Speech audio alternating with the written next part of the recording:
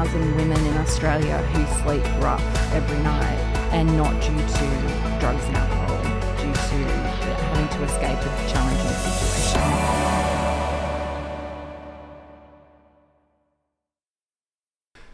Hey everyone, welcome to episode 7 of the Impact Policy Podcast. My name's Sam Johnson. I'm joined by all-round legend Joe Gaines. It's Friday afternoon here at Impact Policy HQ, and we're here to sit down and talk to all things leadership, brand, purpose, values, and go on a little bit of a deep dive into Joe's journey personally, professionally, and just get an insight into what makes her tick and some of the lessons she's been on throughout her career to date and lived experience to date as well. So I won't talk too much about Joe. That's her purpose for being here. I'm here more so to listen. So Joe, maybe we can kick off by you just sharing a little bit about yourself, a bit about your general journey personally and professionally, and all that sort of stuff as well.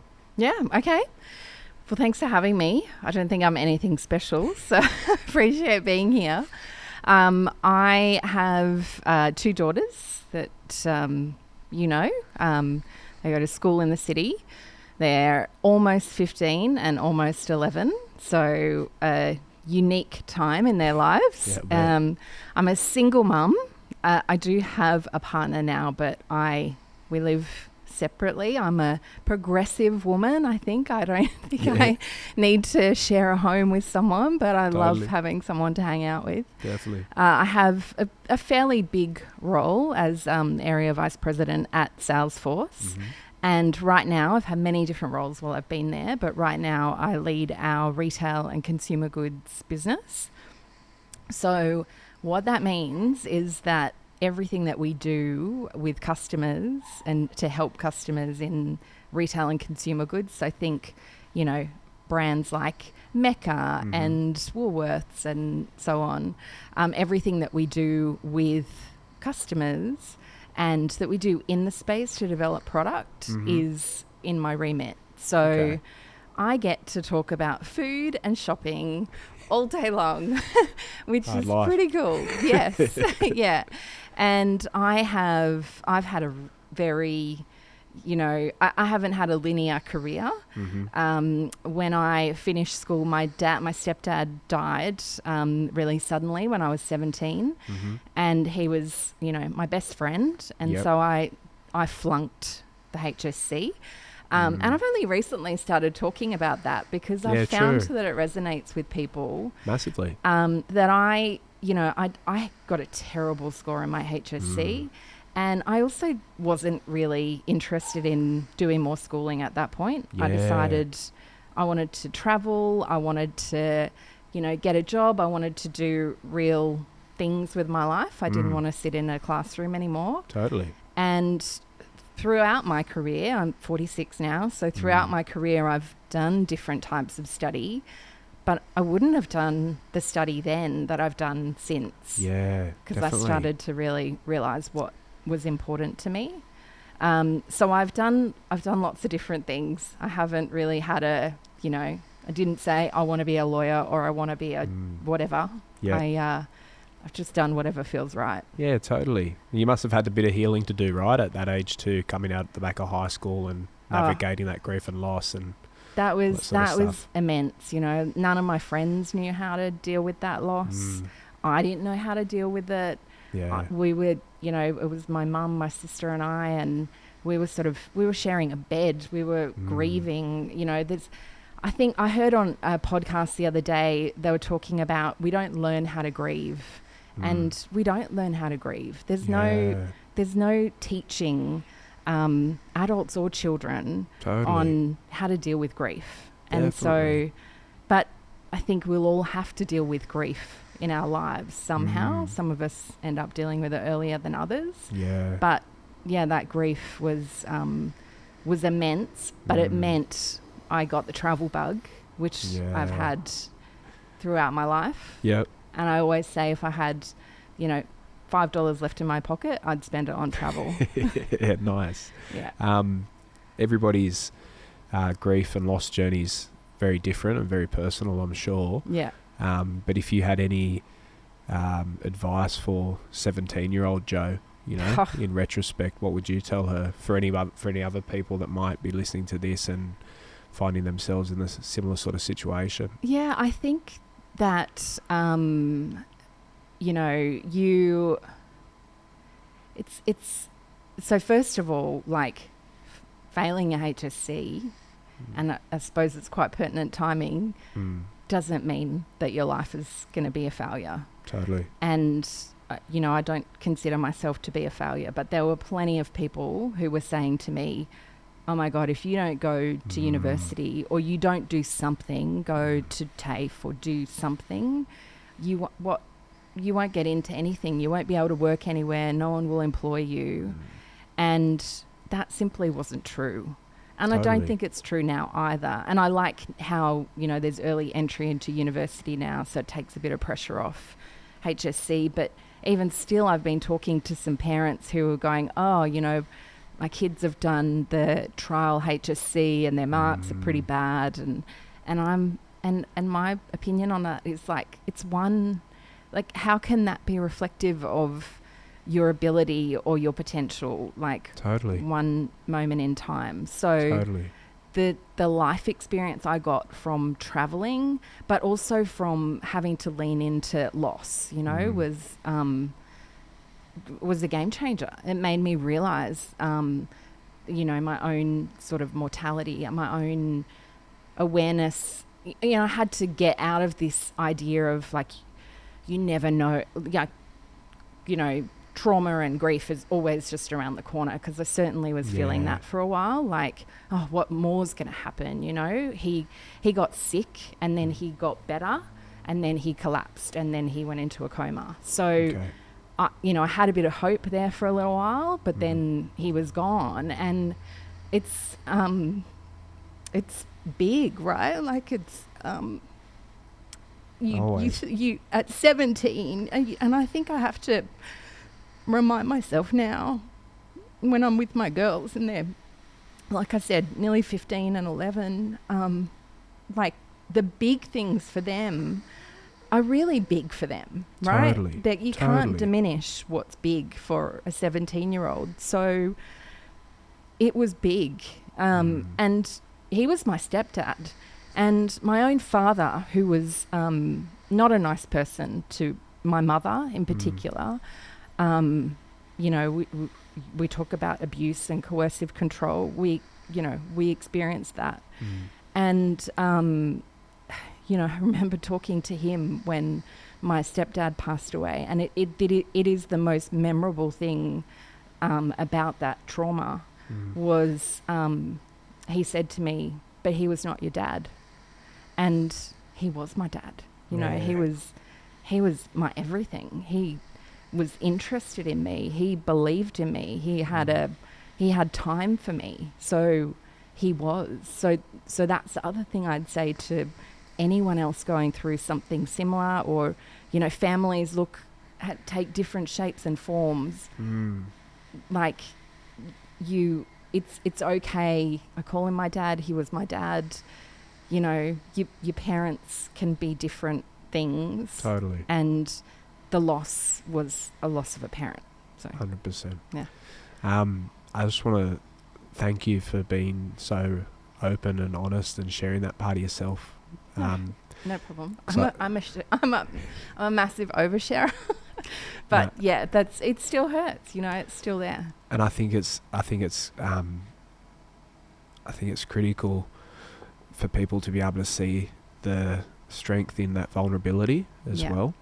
And that many of us are navigating those sorts of things, or have been navigating those sorts of things, and that healing and all that sort of stuff is not a non-linear journey as well. And I think being able to talk to that, and I didn't think we'd go into there straight off the bat, but I think that there's power in being real and sharing that, and I just want to thank you for being able to share that piece of yourself with me and whoever else might really take something from that as well. Thank you.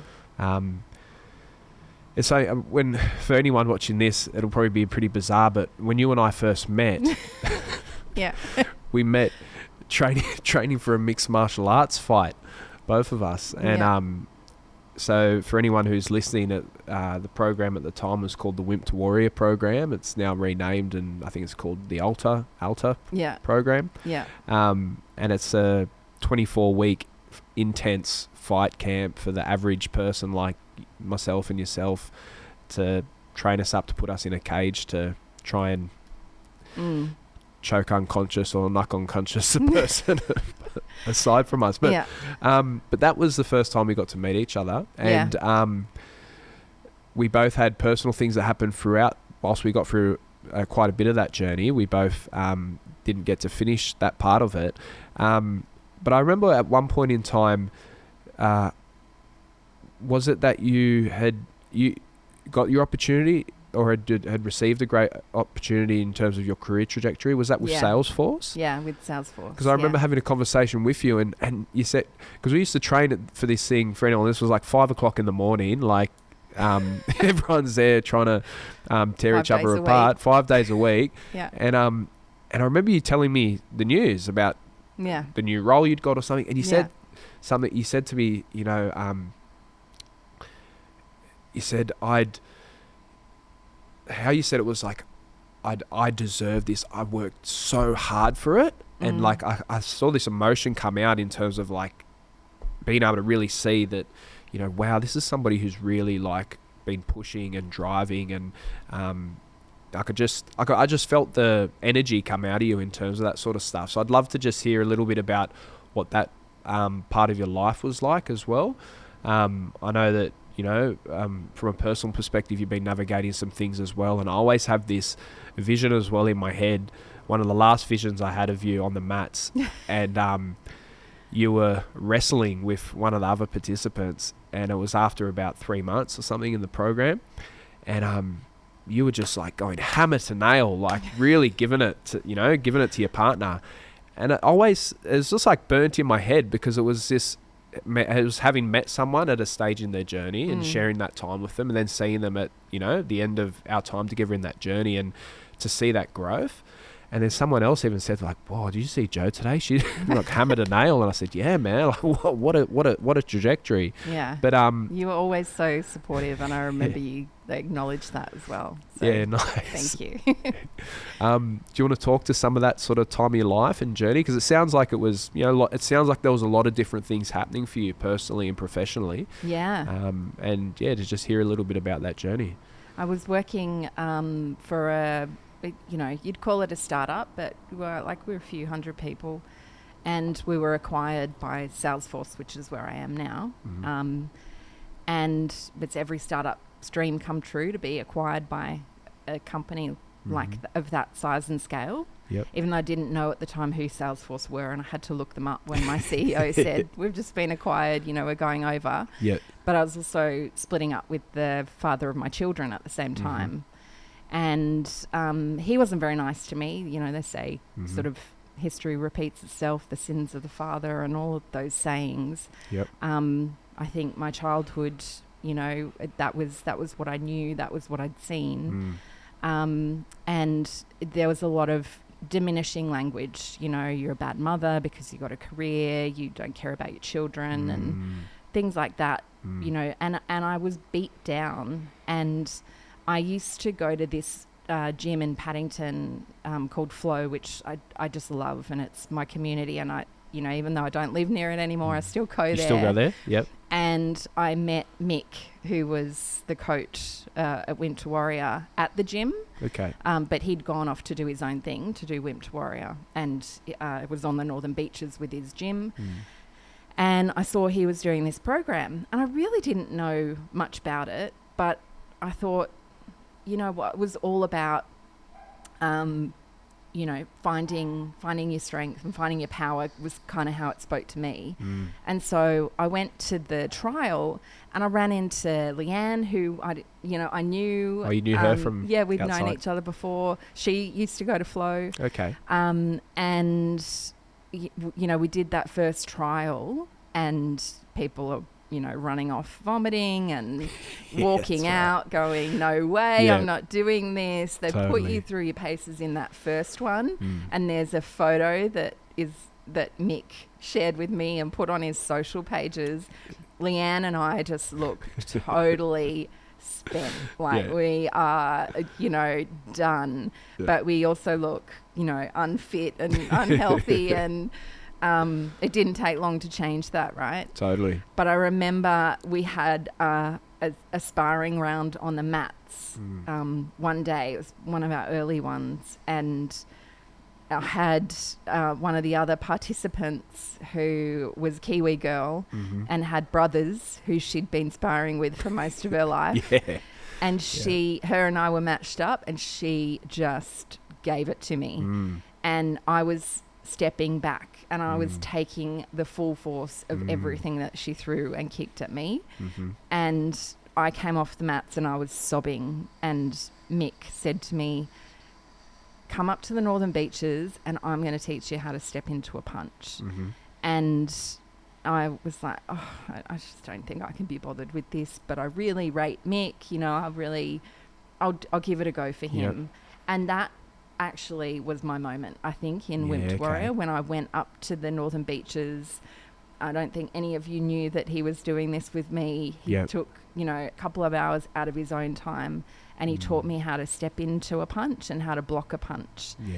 And that physically and metaphorically, the power that I felt, being able to stand up for myself, being able to step into whatever somebody else is throwing at me. 100%. It changed my life, changed my career, it changed my, my physical presence. It changed my belief in myself. It was literally stepping into my power. And, I even when, so yes, I did end up getting a promotion at work, and I was doing a bit of travel, and I remember every time I traveled, I had to do those sprawls on Facebook. San Francisco or something was one of the first trips or something. Yeah, so I'd be overseas or Singapore, and then I couldn't, I had an opportunity to, and I was going to work with, bruises and cut lip and, we doing all 5 were, days right? a week and raising 2 girls. And 2 girls on my own, and I was living, really, for a while there, a mattress on the floor in an apartment with not much else. I left with really nothing and started all over again. And to be showing up at work and doing this training at everything I needed to do to even make the training possible was just immense. And I know it was for you too, and for so many others. It was a big deal to get there, right? We didn't just have to think about ourselves. Totally. But I had no problem.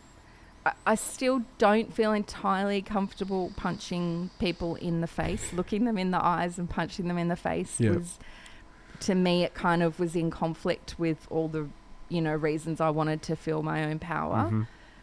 But I do think that everyone should get punched in the face at least once. Definitely. You don't know too much about yourself till you've been punched in the face, I think, sometimes. And you go to a deep, dark place too, I think. Totally. Yeah. Totally. And you mentioned that you were staying in an apartment, mattress on the floor. In terms of timeline, how did that sort of fit with this stage of your life and journey? So I was, I was having my kids. I didn't have them full time, but, when they were with me, they were just with me. Yeah. So it's immense, right? Lunches and everything. But it was also really great for them to see me, finding my way, and not, sure, there were definitely points where I fell apart. Of course. I had to grapple with working full time, having a 3-year-old, being 3 months pregnant, trying to hold things down. Yeah. These were not the days when you had flex working. I had to be in the office. Yep. I had a big job, and that was probably when I was most sad. And my 3-year-old every night would wrap her arms around me and go, "Mummy, you're going to be okay." And she's such a carer. She's such a caring kid.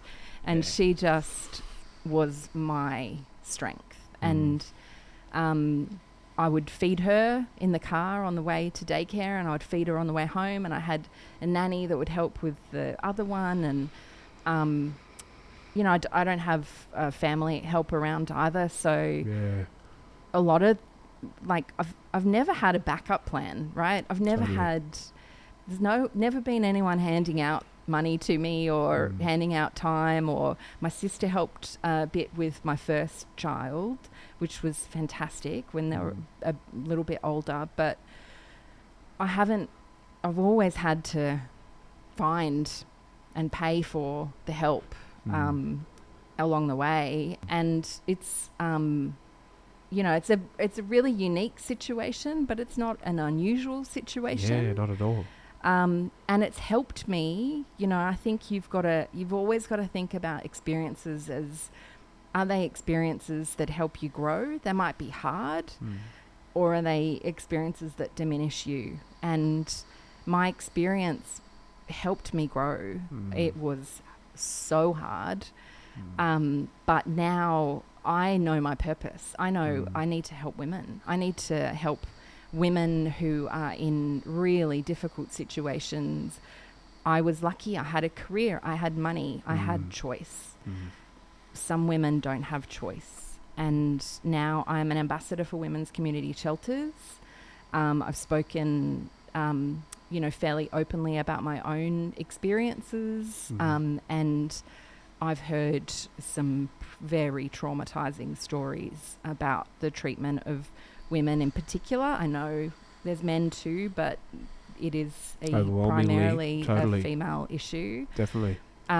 There's something like, I don't want to get the stat wrong, it's about 68,000 women in Australia who sleep rough every night. Yeah, wow. And not due to drugs and alcohol, due to, having to escape a challenging situation.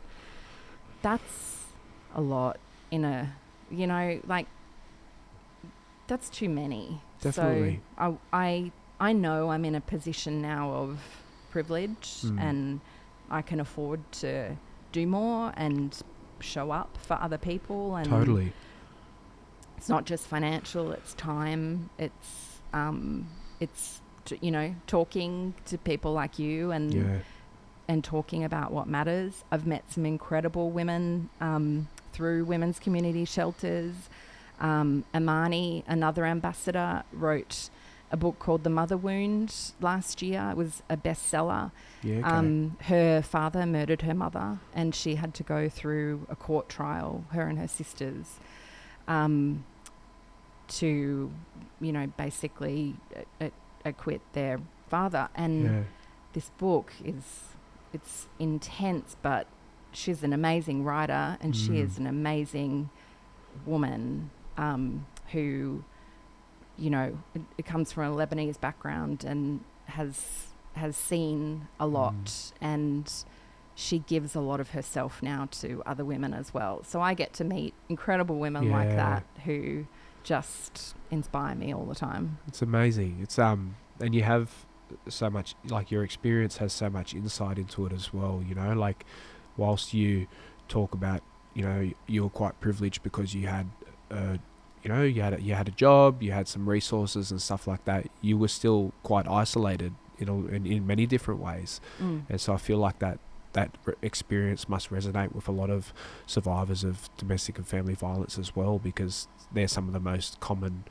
factors, aren't they, for many people that are in those situations? Lack of resources, isolated, lack of external family support, or when you touched on some of that stuff around coercive control, cutting off those connections to those resources and support networks as well. Totally.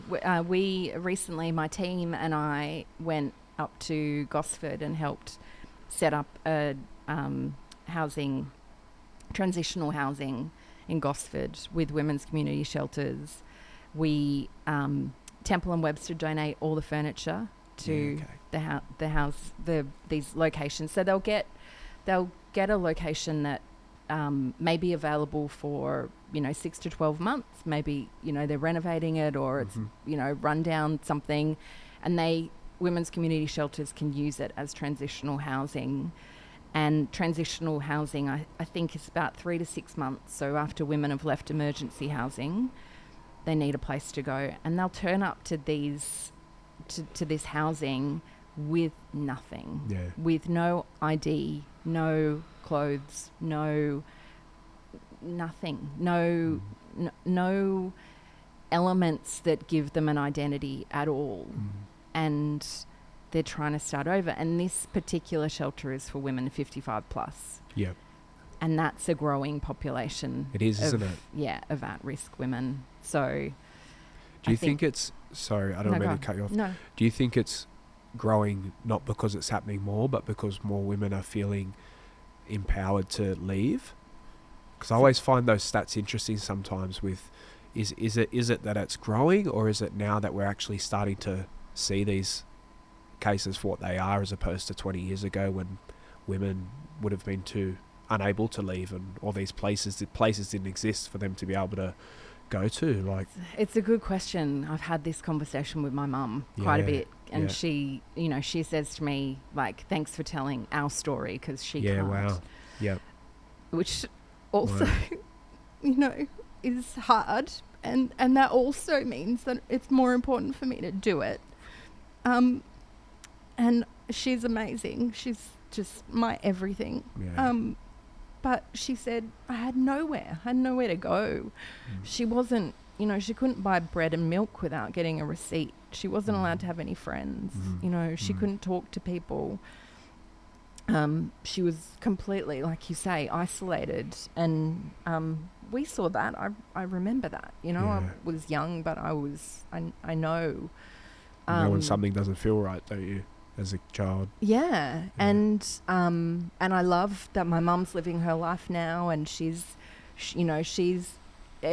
whatever she's got, she's made her, like, my determination and my courage comes from her. And, it was because of her that I never put myself in a situation where I wouldn't be financially independent, because that was her challenge.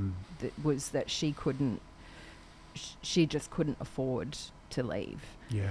And so I think that's it. It's like, I need to tell her story, but she didn't have the resource. She didn't have the knowledge that there was an option. That she didn't know where to go.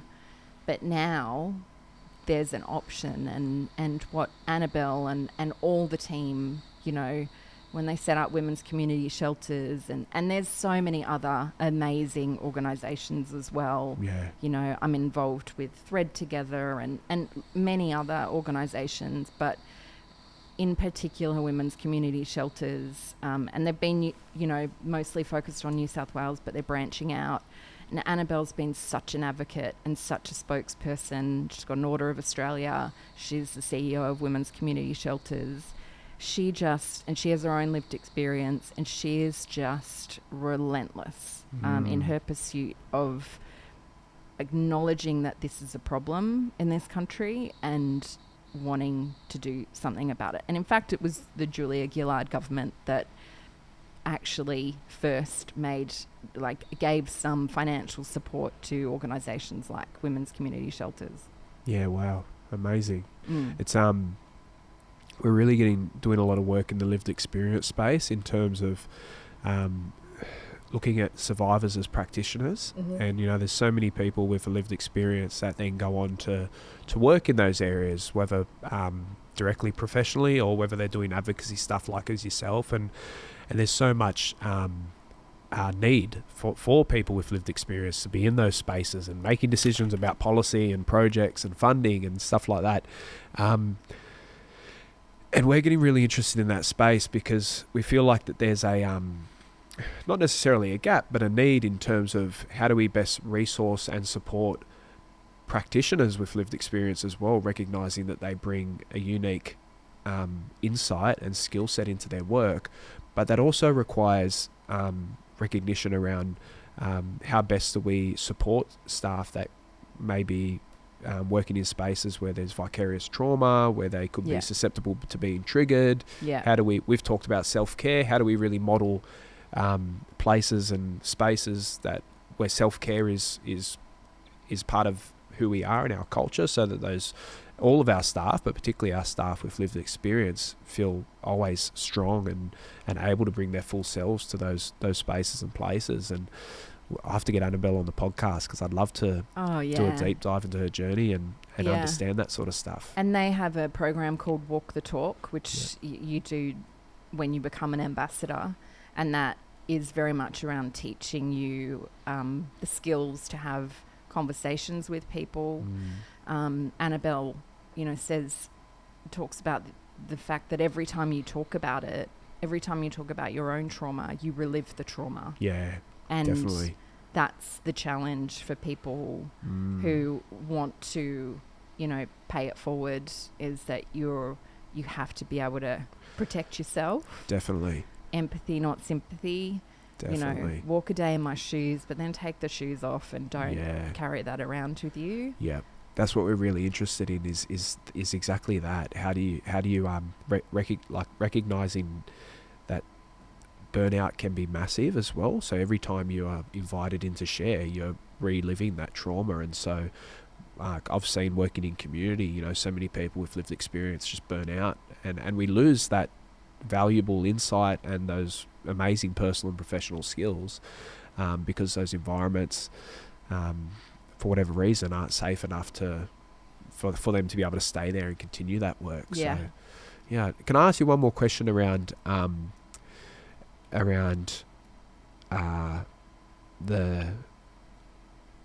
the physical training stuff, and you said some really important stuff. I feel I'm getting really interested in the use of martial arts, boxing, self-defense, whatever we sort of call it, in terms of building confidence and capability.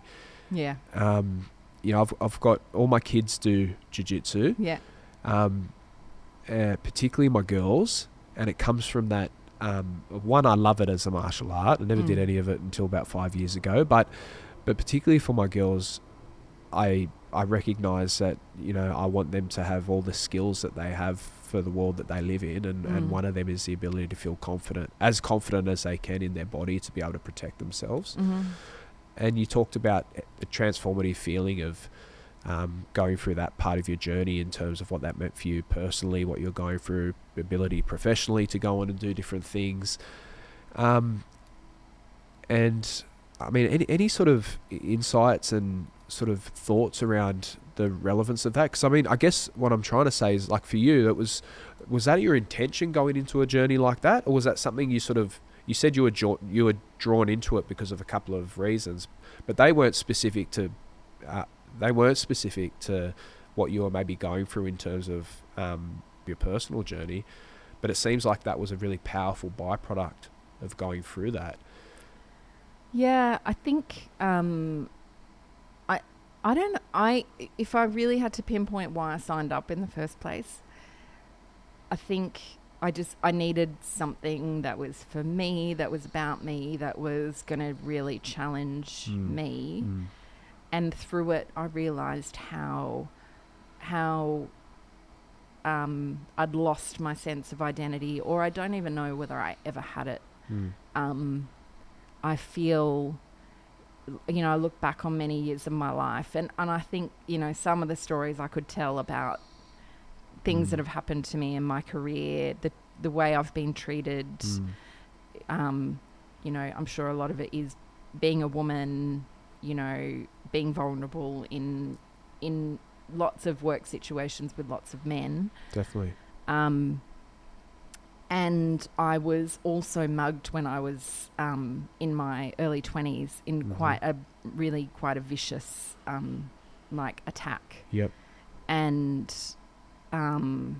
I didn't piece together all of the trauma in my life that was related to not feeling like I could defend myself physically and emotionally.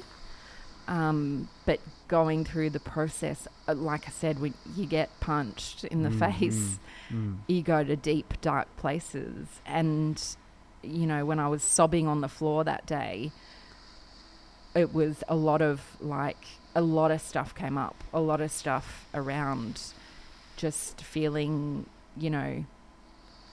just not feeling any form of power, not feeling any form of, like feeling very alone, feeling very sort of lonely and, like you said, isolated. And for him to reach out, for Mick, for a man to reach out and say, let me help you. I've reached out to him since, and I think once made him quite emotional when I talked about him on another podcast with an amazing friend of mine, Tori Archbold, who has a program called Powerful Steps, and she was very much the catalyst to telling my story and talking about my story. But I talked about him, and I talked about the impact he'd had on me, and I don't think he realised how much of an impact he had. And I think he felt a little bit like he'd failed because I wasn't in that final fight night.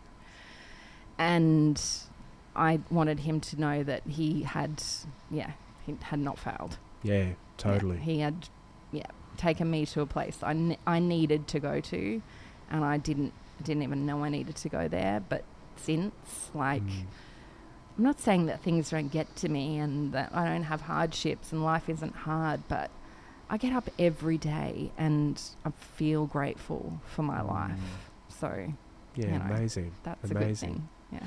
Would you that journey is a very specific, that program is very specific, but for any other people that might be going through a similar sort of thing that you were experiencing at that time in your life, would you recommend those sorts of outlets and activities as a way to build confidence, or at least have some sort of a way to think about how to navigate what might be going on for them? I don't know. I feel like, for me, I get scared with my daughters that I'll never always be able to protect them. Yeah. But I take it helps me sleep a lot better knowing that if I can teach my daughters how to protect their neck if somebody's trying to choke them, if I can protect my daughters about how to get somebody off the top of them that they don't want to be on the top of them, they may not be able to do that, but if I feel like I've done everything to give them those skills, that I can protect them when I'm not there, but that's get emotional talking about it. Yeah. But I think for me, it's like seeing the power of that. I just think about, like, we talk about domestic violence, and I'm trying to talk about this in a way where I'm not, this is not about shifting the issue whatsoever. Yeah. But for me, it's like, I think about how is there an opportunity for anyone who might be going through something like that to be able to have some tools, at the very least, outside of the issues within those relationships that can't control, or they're trying to navigate, that might save their life. Or I think you're right. You're right, because you instantly want to go, well, wouldn't it be great if we had a world where there were no incidents like poor Cassius, there were no incidents like poor Jilmar, like Totally. kids and women. Imagine if we could just avoid that kind of violence to begin with. That would be ideal, but that's not the world we live in. So I love that you're so kind and compassionate towards your children and your girls in particular, because the world needs more men who feel like that. But also for your girls to feel, and like I said, it's not about fighting back necessarily. It's about being able to just assert your power and say, well said, not okay. Like, well said. Not okay. So Totally. I think it's a really important thing to do. And my kids have done karate, and they're into different sorts of physical activity. Fight or flight, you never know how you're going to respond in a tough situation.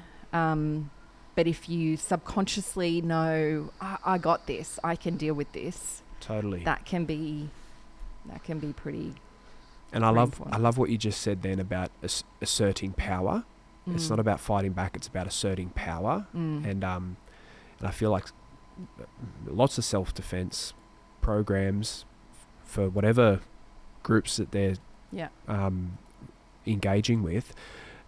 Many of them come from a victim approach as opposed in terms of how they deliver and facilitate those sorts of workshops, as opposed to from a strengths-based approach in terms of building and asserting power.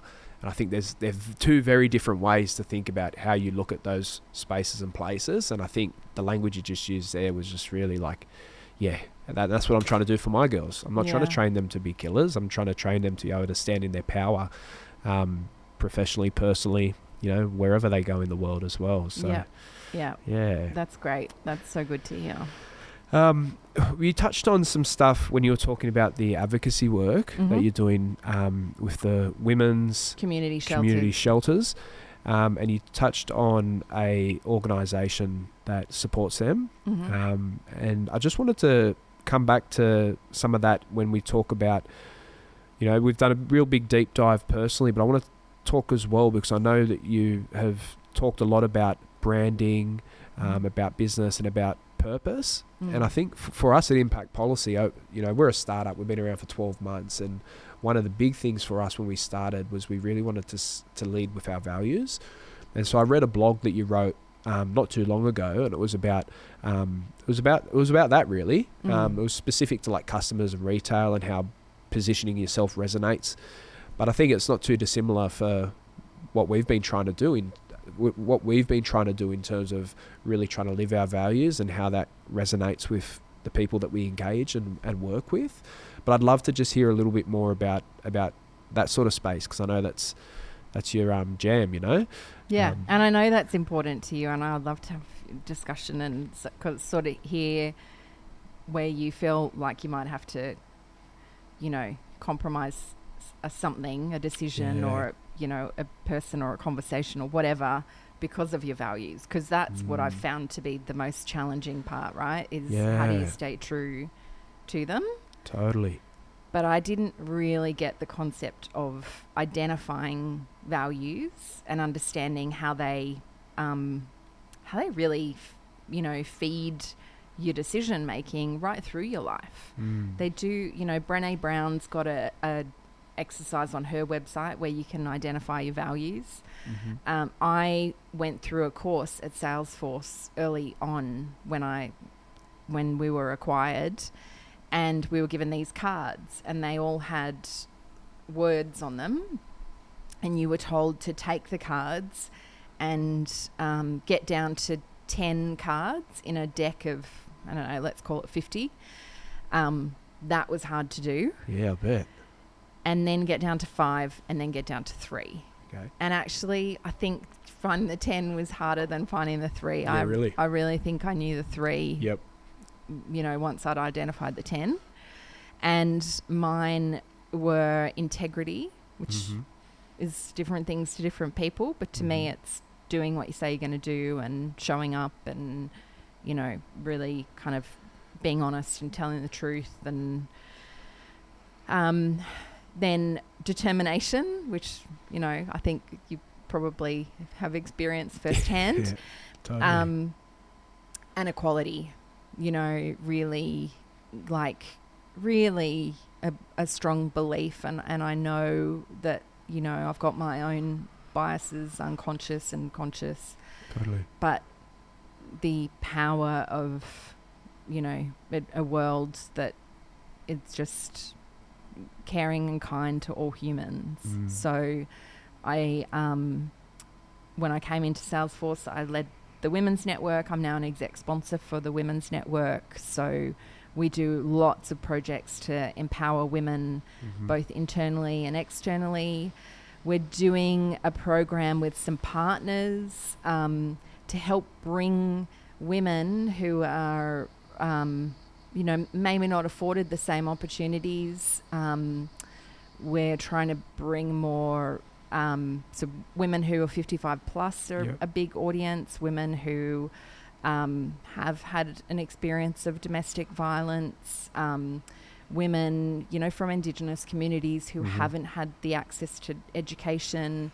And we're putting them through a program, a digital compass program, that is free to them, and at the end of it offers them a position at either a partner like Deloitte or an organisation like Salesforce. Yeah, unreal. Because we need to develop skills. We need to develop... Totally. There's a real need for Salesforce skills in the community, and we can't just keep all hiring from each other. Yeah. And definitely. we had an amazing story with our last intake of a woman who was living in a car with her kids, and she completely blitzed the program. She skipped entry level and went straight into like the second level in one of the consulting firms, and great. got to find a home for her and her kids. And those things, living your values, coming back to what's important to me, that talking about it gives me chills because it's so intrinsic. Equality and opportunity is so much a part of me that to be able to see, and I'm, there's two other amazing women, Rachel from Deloitte and Eloise, who works with me, who really lead and champion. I'm an educator and I offer, whatever I can in the process, but being able to know what is really important to you, and that's, I think, your core values. Yeah. And then working in an organisation that allows you to identify those and live them.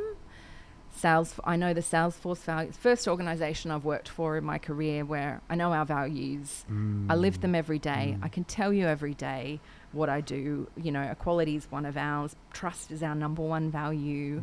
Customer success, innovation, and then we just added sustainability this year as well.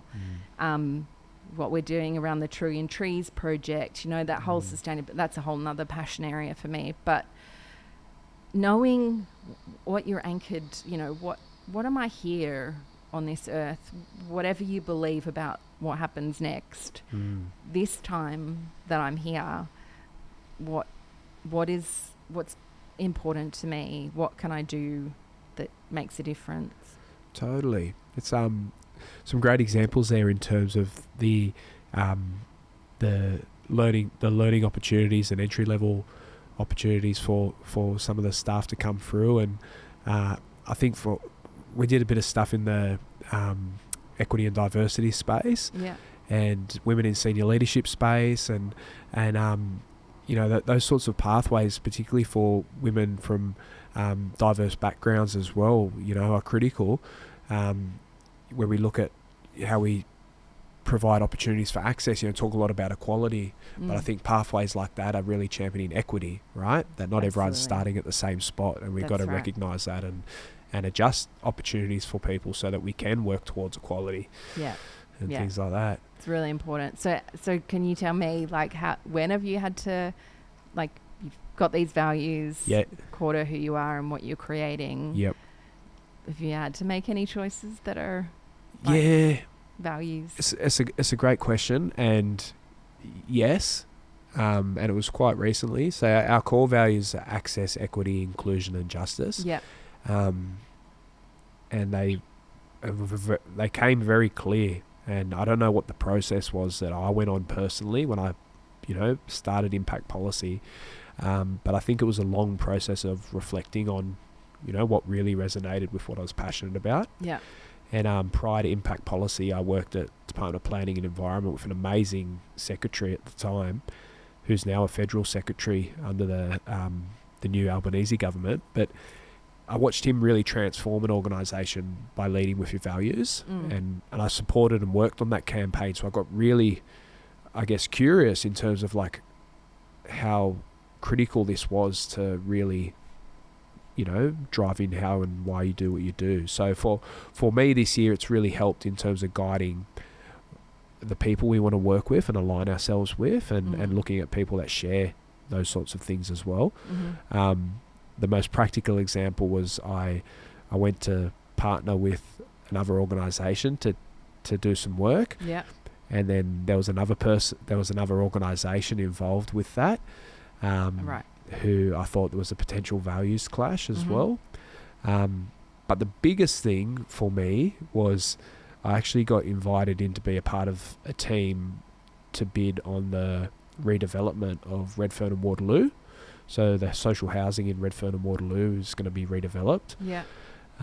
So all these big, developers are bidding for these contracts to knock down the community and rebuild it, and much of the work is so many good people are there with good intention to do that work, but in community it's a very different feeling.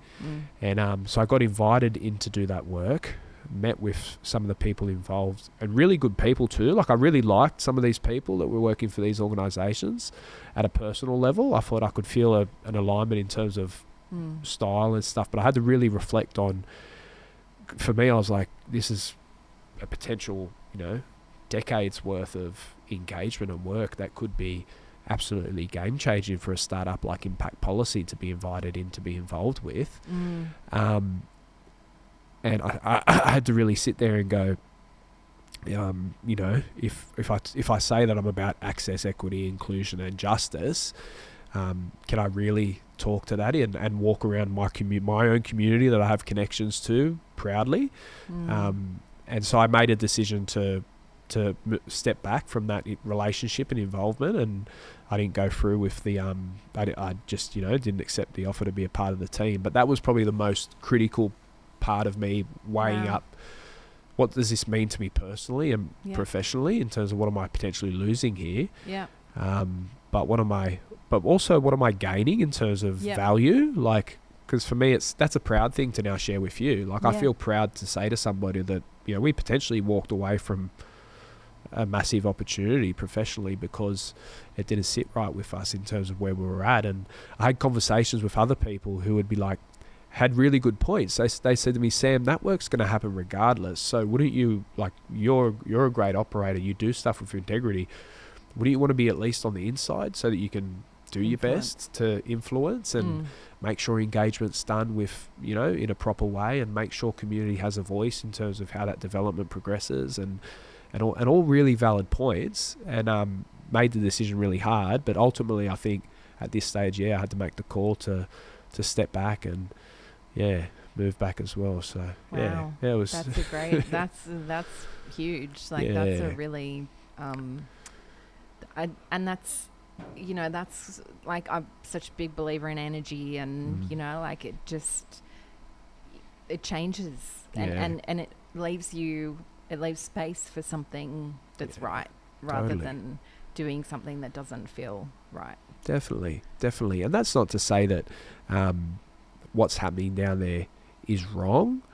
No, but it didn't feel right. It didn't feel right for me personally, and all that sort of stuff as well. Like, I lived down in Moorhead Street for a number of years. The guy who was on the first episode of Impact Policy, we were both homeless teenagers living in youth accommodation down in Moorhead Street, which is part of that redevelopment, and all that sort of stuff. So there's a piece of you in there as well. Very much so. And also look, we also sponsor programs that are happening down at the PCYC there in Redfern too. So just in terms of that sort of stuff, it's a bit of a. We've switched now. You're you're running the episode, which is awesome. I love what you're doing, Sam. I think you have always been, even when we were doing Wimp to Warrior, you're such an advocate for, the causes that you care about and the things that you champion.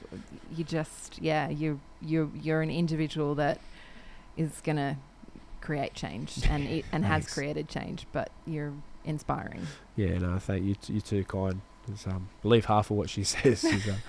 No, and look, it's a privilege to have you here, because you've been someone that I've been following since that sort of space, and I could see sort of to watch the journey that you've been on personally and professionally has been nothing short of inspiring for myself as well. So to be able to sit here and share space with you, you know, that's one of the biggest things about this podcast has been about, being able to get people on here that, like you said, you know, you're a very normal, ordinary person, but in many ways very special too. And to be able to share that space, I think, is really important. And it's really, really important.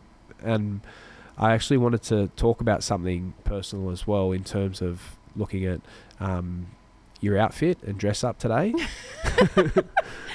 So Salesforce Equestrian Club is in the building. No, you've just come back from what you call a wellness.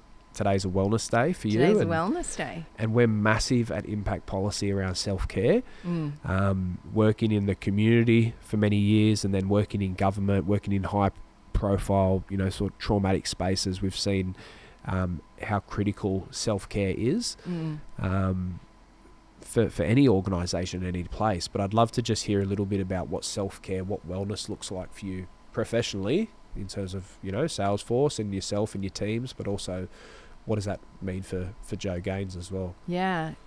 And again, you know, Salesforce is a place where we all get 7 days of paid volunteer time a year where the organisation pays us to go and support organisations we care about. And I always encourage my team, and we can measure it. I don't use, you know, a stick with that kind of thing. Like, you got to do what feels right. But I'm like, we are given this gift, use it. Totally. So we do that. And, you know, we also have wellness days. We introduced the concept of wellness days during the pandemic. Yep.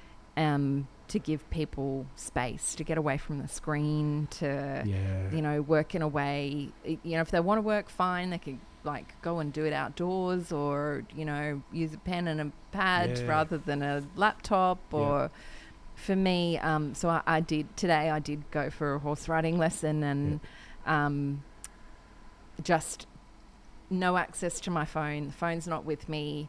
I'm with this animal, and the animal is not forgiving if you're not attentive, if you don't pay attention, you know. But I came off a horse when I was in my 20s, and I was terrified of them. And I've never really been a horsey person, but my kids are. So I thought, I want to learn how to ride, and I'm coming at it from very different perspective. Equine therapy is, you know, fairly prevalent and quite progressive.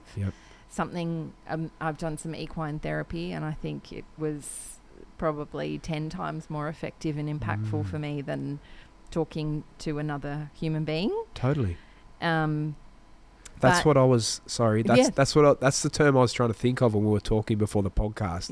When you were talking to me about what you were doing, and I was like, I'm sure that there's a term for this. Equine therapy. Oh, yes. I'd like, that's a whole nother conversation, but just prioritizing the opportunity to self-reflect and to, you know, remind yourself of why you do what you do, get out of your day-to-day, you know, get out of the stress. I have a lot of stress in my world, in my life, you know. We have, you know, quarterly numbers and forecasts that we need to hit, and inflation is having an impact, and everyone's, you know, nervous and cranky and all sorts of emotions. Definitely. And just being able to step out of that. And how hard is that? With that pressure? I mean, the pressure's immense. I work ridiculous hours, but I love working. You know, I've never said I want to work less. I love what I do, and I hope that,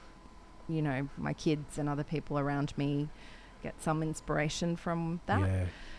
But you can't keep, you know, and yesterday I know there was a moment where I was like, why am I like filling everyone else's buckets all the time? And then today, you know, I've been working in the morning. I had a horse riding lesson, and I'm here now. I was grateful for this, but my mood's changed completely. I've gone from I'm filling my own bucket now. Totally. This is cool. Now I can actually go and keep giving back to other people. Definitely.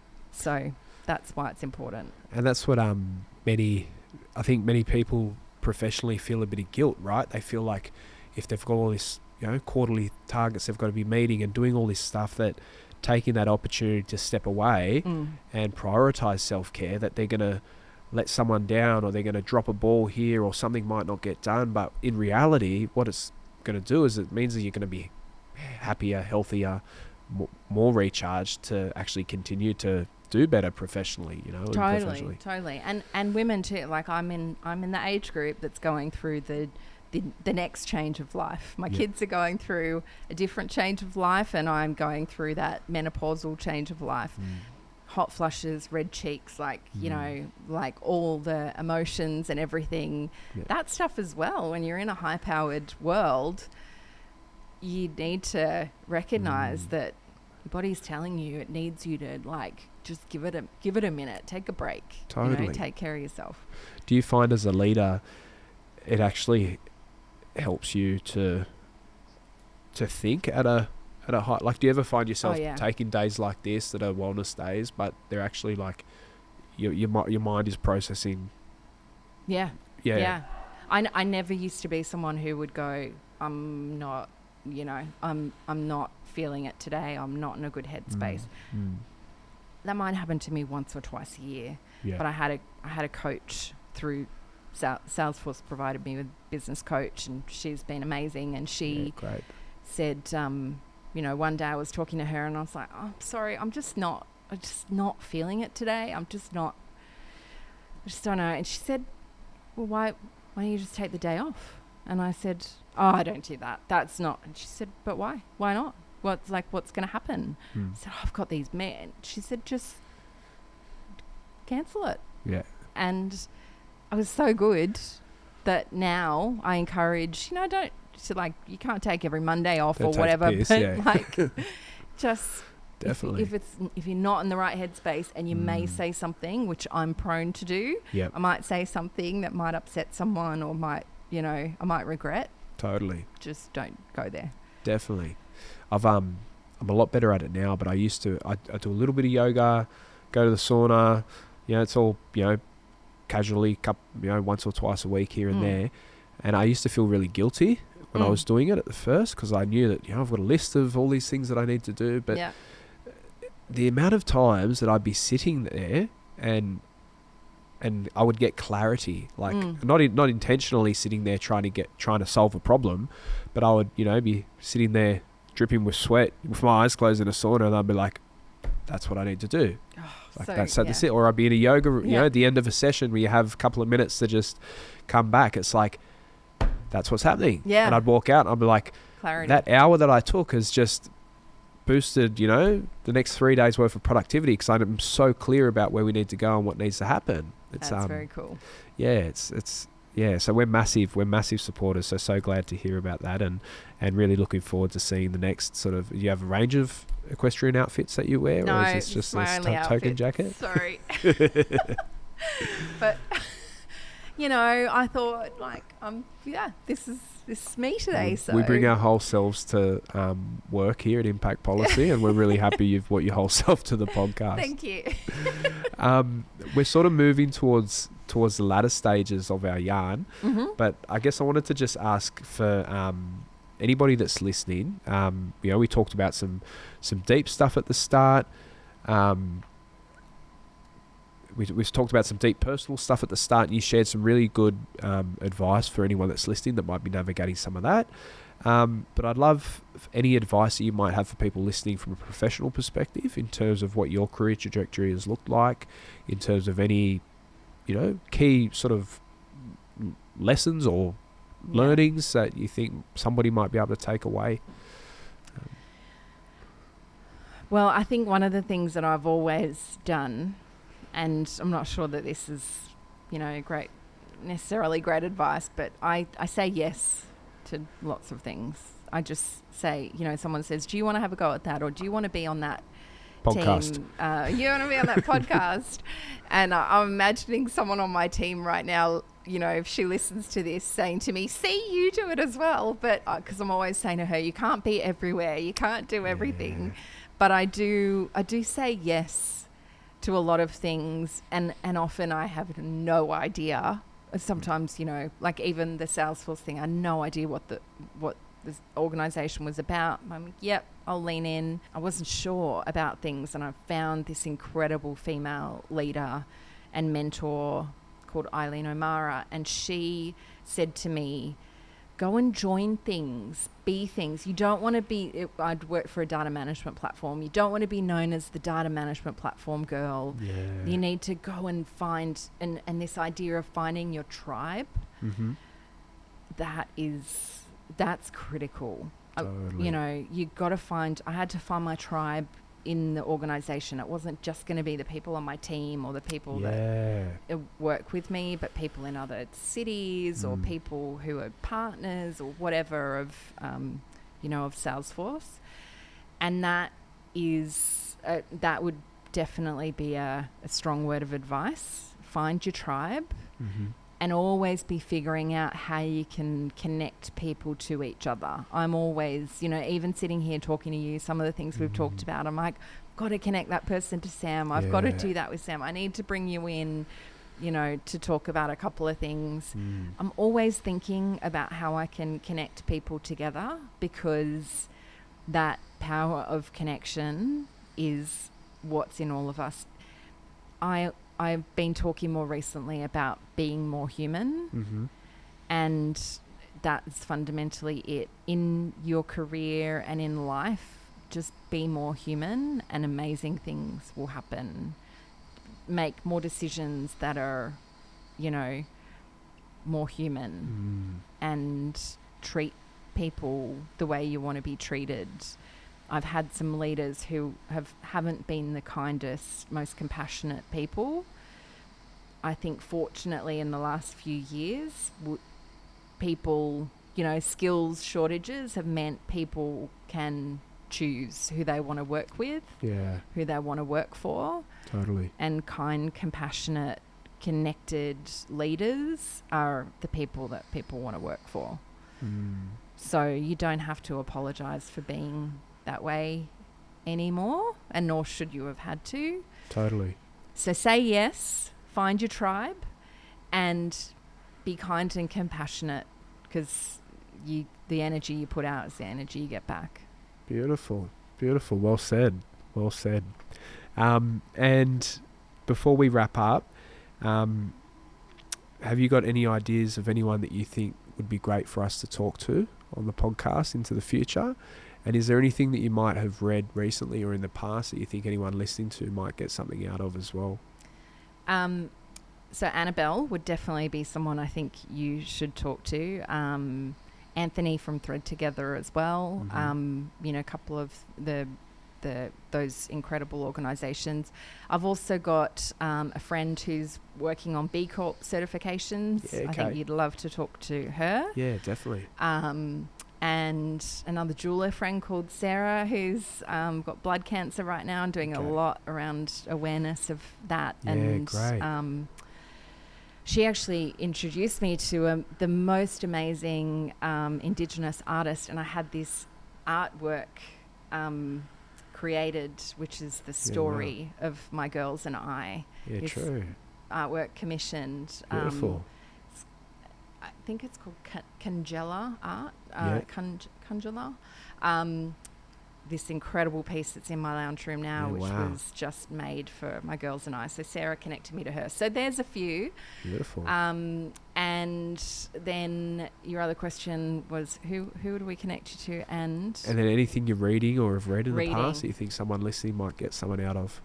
One of my favourite books, and you talking about the sauna, reminded me. I first read this book called The Slight Edge when I was in it was one of those saunas that you don't sweat in. You sort of it heats you from the inside out. Can't remember what they're called. They're like anyway.